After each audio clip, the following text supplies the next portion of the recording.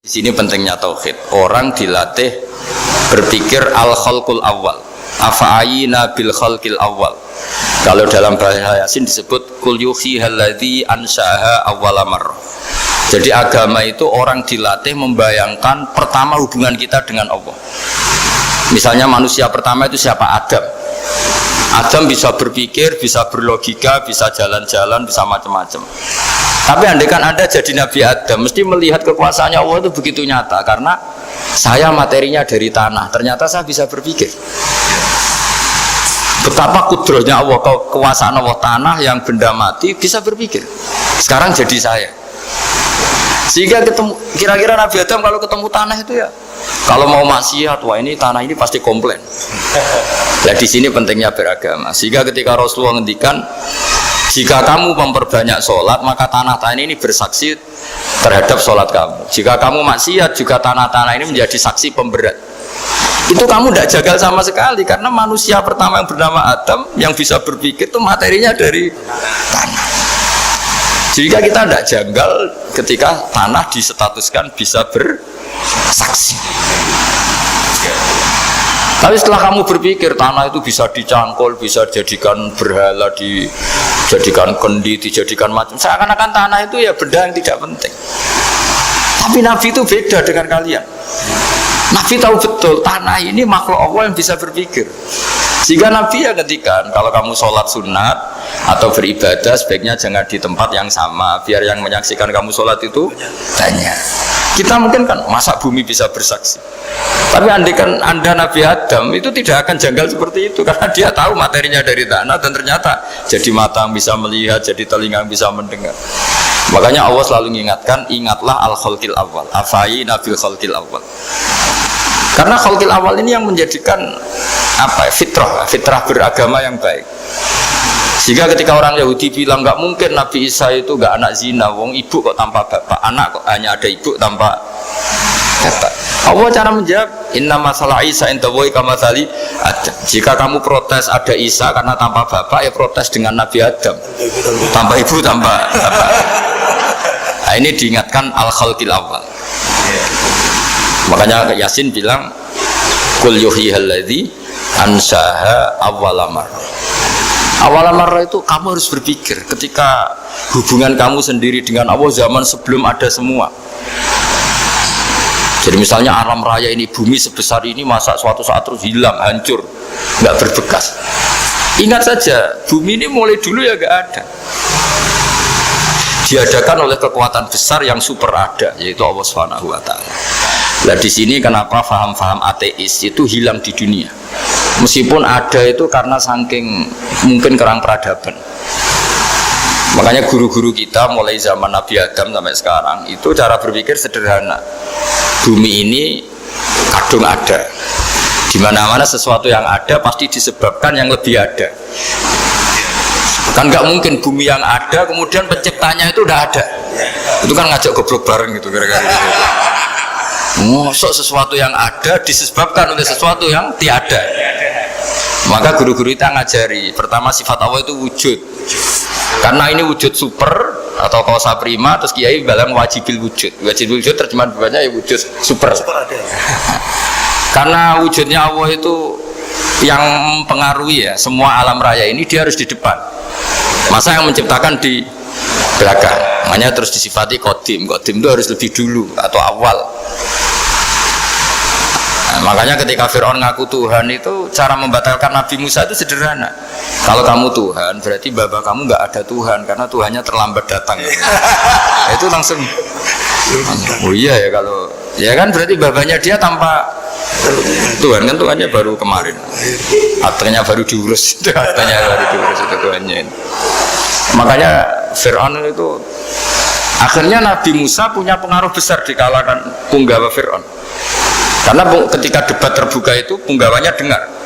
Akhirnya mereka iman sama Nabi Musa. Ini disebut wa qala rajulun mu'minun min ali fir'auna yaktumu imana. Banyak yang diam-diam ini iman karena logika Fir'aun jadi Tuhan itu gak masuk akal. Yang benar adalah Tuhannya Nabi Musa. Nah orang-orang ini itu ya dibilang gak loyal ya pokoknya dia iman. Dan dia juga ikut rapat, besok Musa tangkap. Karena mereka sudah iman sama Musa, terus sebelum eksekusi itu datang, ini datang ke Musa. Tadi malam saya ikut rapat, keputusannya Anda ditangkap mau dibunuh, jangan lari saja juga. Jadi kan nggak bisa disebut pengkhianatan, karena ini orang baik. Jadi malamnya ikut rapat, besok Musa tangkap bunuh. Iya, ada Musa. Paginya sebelum di itu, Musa, saya nanti malam ikut rapat dan keputusannya Anda ditangkap dibunuh. Kamu lari saja sekarang. Nah, kenapa iman? Karena logika yang dibangun Nabi Musa. Makanya ciri utama kebenaran itu bal naqdhifu bil haqqi 'alal batil fayadmaghuhu fa idza huwa zahid. Kebenaran sejati itu boleh diuji di mana saja. Dan Anda tidak usah khawatir kebenaran sejati itu kalah. Pasti menang. Kalau kebenaran itu kebenaran sejati pasti menang. Ya, di sini terus ada ulama-ulama kayak banyak lah, termasuk di Indonesia kayak Pak Quraisy, kayak yang nyaman saja anak-anaknya di luar negeri karena merasa kebenaran sejati itu tidak akan kalah. Sehingga ketika ada negara yang begitu maju, saya pernah ditanya sama orang yang kuliah di Inggris, di Swiss, Gus, saya ini kan orang Indonesia tapi pengagum negara Swiss, Swedia, negara di sana itu makmur, terus tertib. Bagaimana saya tetap mencintai Islam yang secara lahir itu kadang-kadang beberapa negara Islam itu kacau. Ada seorang mahasiswa tanya gitu. Dia tanya cara ingat Allah. Dia membela Islam kira-kira gitu. Terus saya berita, tak kasih tahu dia. Ketika Anda muji negara-negara itu makmur, sejahtera, itu sebetulnya tetap utang jasa terbesar itu sama Tuhan. Pejabat bisa apa ketika Allah misalnya nggak bikin air? Negara bisa apa? Misalnya ketika Allah itu nggak bikin oksigen, tetap semua ketertiban itu karena kehendak Allah. Berarti utang jasa kamu di negara manapun tetap sama Allah, bukan pada yang lain. Bahwa ada hukum sosial manusia, oke lah, kedua, ketiga, dia harus terima. Hanya dia sadar. Nah, masalahnya kita ketika di negara yang makmur gitu, pikiran kita, oh, presidennya hebat, menterinya hebat, tata sosialnya hebat. Oke, nggak apa-apa, muji manusia itu nggak apa-apa. Tapi tetap itu semua di bawah muji Allah Subhanahu wa Ta'ala. Ada air begini ciptaan Allah, ada oksigen sehat ciptaannya Allah. Sehingga muji pertama itu kepada apa artinya kehebatan manusia ketika ada gempa besar, ada likuifaksi, ada macam-macam. Nah, maksud saya ngaji di sini, ingat Allah itu dengan cara seperti itu. Sehingga ketika kita hidup di negara manapun, ya utang jasa pertama pikiran kita sama Allah Subhanahu wa Ta'ala. Tapi kalau enggak, kamu terjebak hukum adat tadi. Di mana-mana ayam itu yang mengeluarkan telur, telur mengeluarkan ayam. Nggak bisa batu ini mengeluarkan ayam. Keliru kamu. Ketika ayam mengeluarkan telur, memangnya ayam itu bisa? Apa dia berpikir sekolah dulu gimana ya cara punya telur? Kan tidak juga. Tidak bergerak juga. Apa ketika mata kamu bisa melihat terus kamu merencanakan gimana ya mata supaya bisa melihat? Ya tahu-tahu sudah melihat. Di sini disebut afa'ayina bil khalqil awal ansa'aha awalan marrah wa huwa alladhi yabda'ul khalqa tsumma yu'iduhu wa huwa ahwanu alaih. Allah selalu mengingatkan. Nah, iman yang baik itu iman yang seperti saya utarakan tadi. Kamu ingat kekuasaan Allah ketika belum ada apa-apa. Belum ada apa-apa ya Allah bikin manusia itu dari tanah, bikin ayam ya dari tanah, bikin sapi ya dari tanah. Bahkan semuanya dari ketiadaan. Nah, dengan iman seperti itu, nanti kalau kamu ngaji hadis, Nabi bisa mengeluarkan air dari apa? Dari jemarinya. Terus Nabi Ibrahim dibakar gak apa-apa. Nabi Soleh bisa mengeluarkan unta dari batu besar. Nabi Musa bisa menyibak laut hanya dengan tongkatnya. Itu semuanya kamu udah jangka. Karena tadi ingat bahwa kekuasaan Allah itu tidak terbatas. Itu cara iman yang benar. Sehingga nanti ketika kita mati juga gitu. Ketika kita hidup ya tidak bisa ngatur jantung kita, paru-paru kita. Pasti sama lah. Setelah kita mati juga tidak bisa ngatur. Yang hanya ngatur Allah Subhanahu wa Ta'ala. Hidup kita dalam kendali Allah, mati kita dalam kendali Allah. Ya sudah, terus kita mati ya nyaman saja. Saking nyamannya itu orang-orang soleh kalau mati itu jarang berdoa. Bukan karena apa-apa. Kalau berdoa itu resikonya kan gini, mustajab dak ya, dikabulkan dak itu. Itu menjadikan setan punya peluang masuk, diganggu. Makanya ajarannya Nabi, mangkana akhiru kalamihi la ilaha illallah wa fi riwayatin Allah dakhalal jannah. Jadi kalau mau mati bersaksi saja, sudah ini enggak saatnya berdoa, saatnya bersaksi. Makanya hanya disuruh bilang Allah, Allah, Allah. Dan supaya ini menjadi akhir kalimat. Sehingga nanti keren lah. Ketika ketemu Allah, apa akhir kalimah kamu yang kamu lafadzkan? Allah, Allah. Jika di kitab-kitab diterangkan, ketika orang tua kamu mau mati sudah bilang Allah, jangan tanya catatan hutang di mana ya, tabungannya di mana ya. Terakhir jawab mandiri terus mati lah. Gak boleh ditanya lagi. Sekali ditanya nanti akhir kalimatnya mandiri. Itu gak boleh. Jadi sekali sudah bilang Allah jangan ditanya lagi. Pak, tabungannya di bank mana? Gak boleh. Bahayanya sekali jawab mandiri terus mati berarti akhir kalimatnya itu ya mandiri. Makanya harus akhir. Jangan nanti statusnya itu mangkana akhiru kalami, memang akhir dari yang dikatakan itu kata Allah. Nah sebetulnya teks hadis itu la ilaha illallah ini pinternya Kiai Jawa. Lagi-lagi kembali ke kultur. Kiai Jawa itu kiai yang bisa modifikasi kultur. Sebetulnya kalimat hadis itu yang masyhur, itu yang populer itu la ilaha illallah. Tapi Kiai Jawa itu, dan itu ngikuti kitab-kitab Arab juga, kitab-kitab. La ilaha illallah itu resikonya tinggi karena di situ kan tiada Tuhan yang berhak disembah kecuali Allah. Ada kata la ilaha ini. Nah takutnya pas la ilaha sudah mati.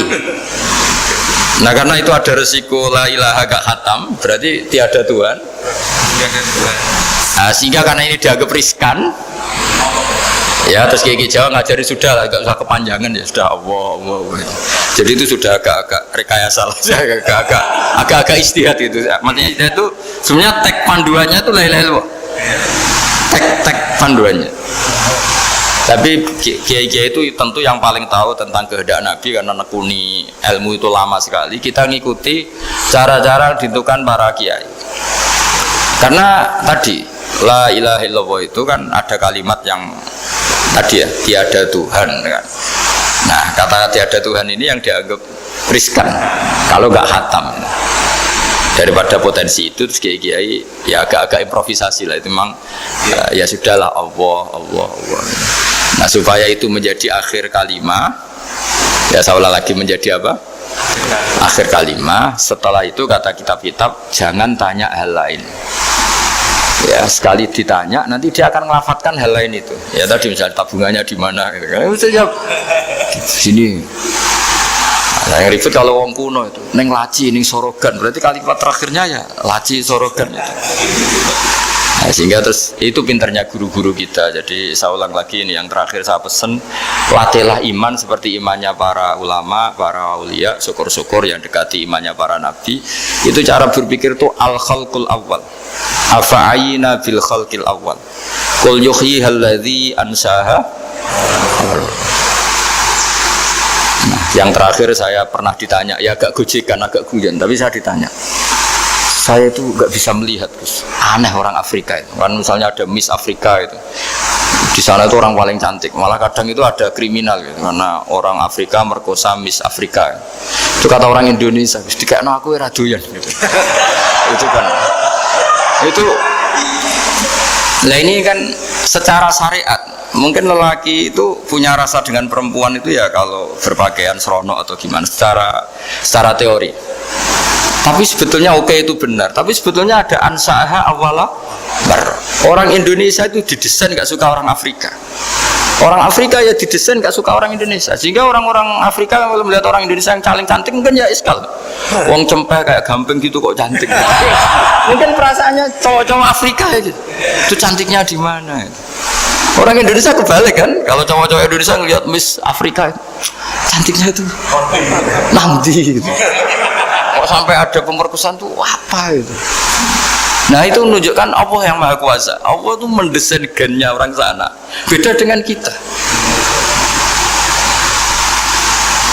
Ya itu bukti bahwa Allah itu nggak bisa. Ya sudah semuanya itu Allah yang mendesain. Itu bukti bahwa manusia itu bisa apa di depan kau. Orang kayak Afrika kok disuruh bilang cantik, kita kan protes.